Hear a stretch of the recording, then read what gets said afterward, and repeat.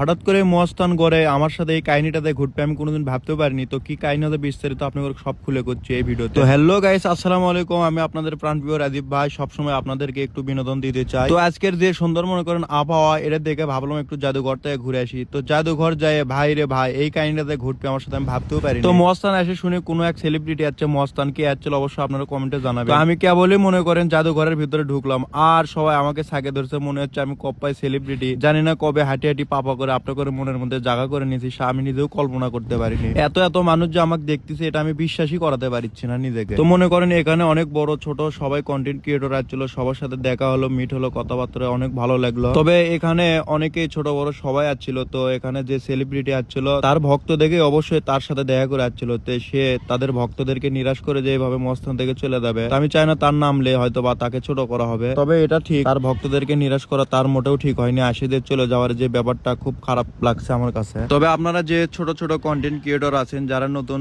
Video করতেছেন, আপনারা একটা কথা মাথায় রাখবেন, জীবনে এতটুকু বড় হবেন বা এতটুকু বড় হবেন না যে আপনার বড় হওয়ার কারণে আপনার যে ভক্তবিন্দু আছে যে আপনি তাদেরকে এই যে ইগনোর করবেন, বা হয়তো আপনি দেখা করার জন্য এই জায়গা যাচ্ছেন না, সে যে আপনি তাদেরকে নিরাশ করবেন, এই কাজটা অবশ্য করবেন না আপনারা যদি কোনোদিন উপরে ওঠেন। তো আমি ছোট একজন মানুষ, আপনাদেরকে জানি না কি বলতেছি, আমি ব্লগ ভিডিও সচরাচর করি না, ওইভাবে ভয়েসও দিতে পারি না। যদি আমার ভিডিও আপনাদের কাছে ভালো লাগে অবশ্যই লাইক কমেন্ট শেয়ার করবেন এবং আমার পাশে থাকবেন। আর আপনারা কি ধরনের ভিডিও চাচ্ছেন আমার থেকে অবশ্যই সেটাও কমেন্ট করে জানাবেন। আর মনে করেন আজকে আমাকে এত ভালো লাগতেছে, বিশেষ করে আমি মনে করেন যে অনেক যাবত থেকে আমার এই ভিডিও করার শখ, অনেক দিন ধরে ভিডিও করি।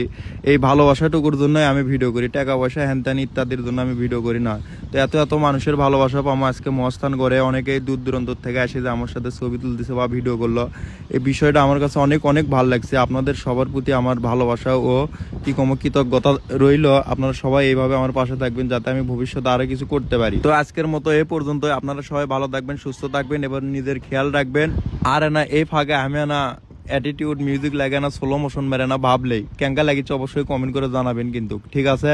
আর যারা যারা এখন আমার পেজ ফলো করেন অবশ্যই আমার পেজ ফলো করে আমার পাশে থাকবেন। ধন্যবাদ।